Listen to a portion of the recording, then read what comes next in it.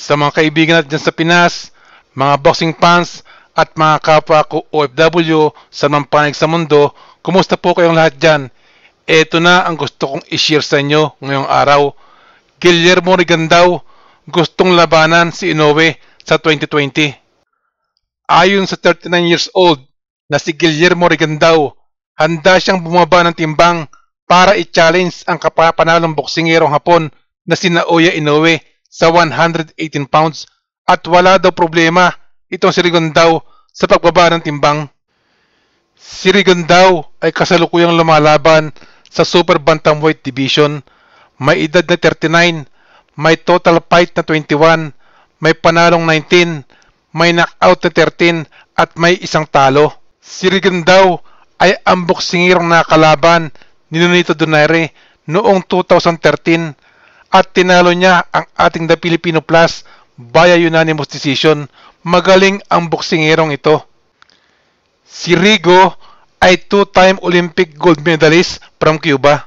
Ang kasalukuyang promoter ni Rigo ay ang Premier Boxing Promotions or PBC.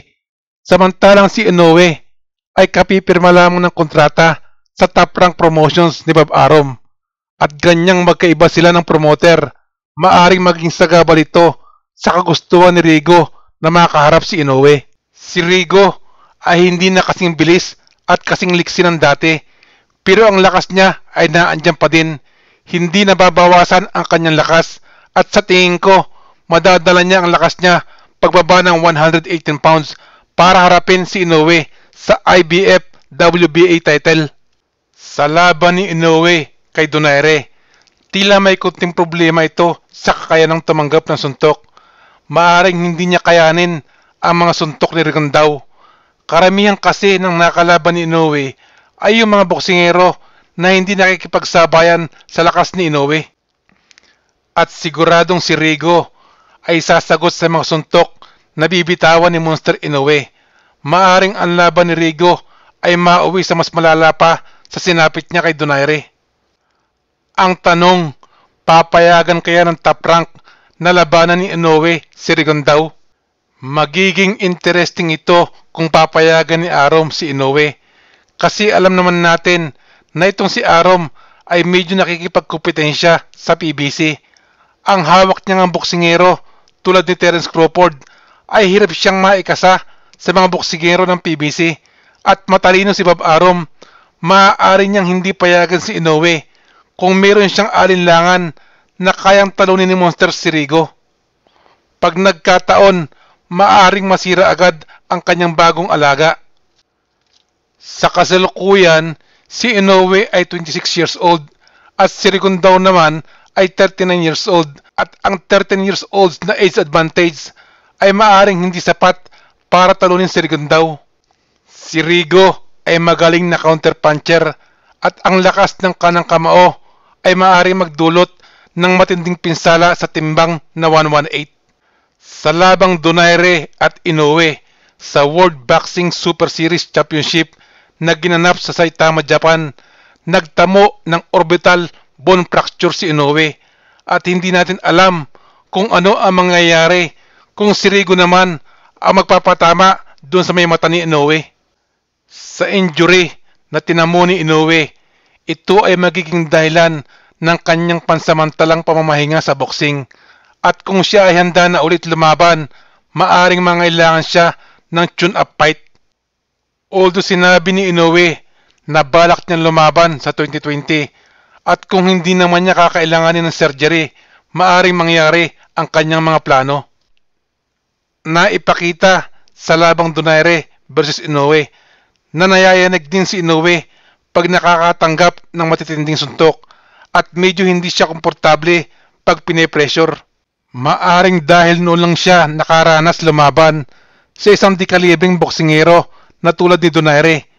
Kasi yung mga nagdaan niyang laban, parang pinaglalaroan lang niya ang kanyang mga kalaban. Sa laban nila ni Donaire, paminsan-minsan din nakita na medyo umaatras at paiwas-iwas si Inoue na maaaring kinakapos din kasi nabanggit niya bagong laban nila ni Donaire na gagawin niya ang lahat ng teknik para umabot sa 12 round. Noong nakalaban ni Donaire si Rigondeaux 6 years ago, hawak pa ng top rank si Donaire at plano talaga na gawin ng top rank ng superstar si Donaire. Nagkaroon ng epekto sa karir ni Donaire ang pagkatalo niya kay Rigondeaux. From bantamweight, pansamantalang umakyat si Donaire sa featherweight at noong bumalik siya sa 118 pounds para sa World Boxing Super Series, naging maganda ang kanyang performance. Si Rigondeaux ay nakatakdang lumaban sa Venezuelan boxer na si Liborio Solis sa December 21. Nakuha ni Rigo ang gold medal sa 2000 and 2004 Olympics. Tulad ni Lomachenko, makulay din ang naging amateur ni Rigo. Natapos niya ang kanyang amateur career na may 463 na panalo at may 12 talo.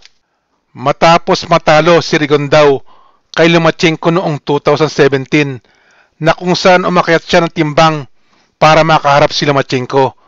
Si Rigo pagkatapos matalo ay bumalik sa super bantamweight. Parang mainit na hotcake ngayon ang hapong boksingero na si Inoue. Madami ang gusto siyang makaharap na andyan si Tetey, Rigo at marami pang susulpot niyan sa mga susunod na buwan. Sana nga lang gumaling na agad si Inoue para may pagpatuloy ang kanyang magandang boxing career at matupad din ang kanyang mga pangarap na maging isang kilalang boksingero tulad ng idol niya na si Manny Pacquiao. Ang boxing ay isang malaking business pero minsan nagiging hadlang din sa isang boksingero na matupad ang kanilang mga pangarap dahil sa kailangan muna na magkasundo ang mga boxing promotions para sa isang partikular na laban. Isang dahilan kung bakit nabuburo din ang isang boksingero. Yan lamang po ang gusto kong i-share sa inyo ngayong araw sa mga kababayan natin dyan sa Pinas, mga boxing fans at mga kapwa ko OFW na mataas ang aking respeto. Kung nagustuhan niyo po itong aking video, paki-like at kung po pwede rin po, mag-subscribe na rin po kayo. Maraming salamat po sa panonood ng aking video. Shout out kay Peter Monsalod, Dante Caballero, Ryan Añano Ligtas, Sherwin Pajardo ng Qatar, Jason Luna ng Davao del Norte, Anton Luis Marbera ng KSA, Joselito Proelda ng Kuwait, Lester Ripot ng Bataan, Ren Zapol, Jimmy Puentes, Sharina Baral, Edwin Ibanez ng Cambodia, Jose Gadjana ng Cavite, Joel Labok ng KSA, Jory Roby Debota ng KSA, Wilson Acop, Ariel, Alvin Magsino, Anthony Sembrano, Mark Abing, Rene Aruna ng KSA, Anjomar Rabelo, Billy Jubildad, Bobby Ongsuwico, Earl Jonas, Alvin Tolosa, Jed Coranes Lavilla, Nerio Morsia, Yan Badsordi at kay Mr. Vladimir Bixrak. Maraming salamat po sa pagsuporta nyo sa aking channel.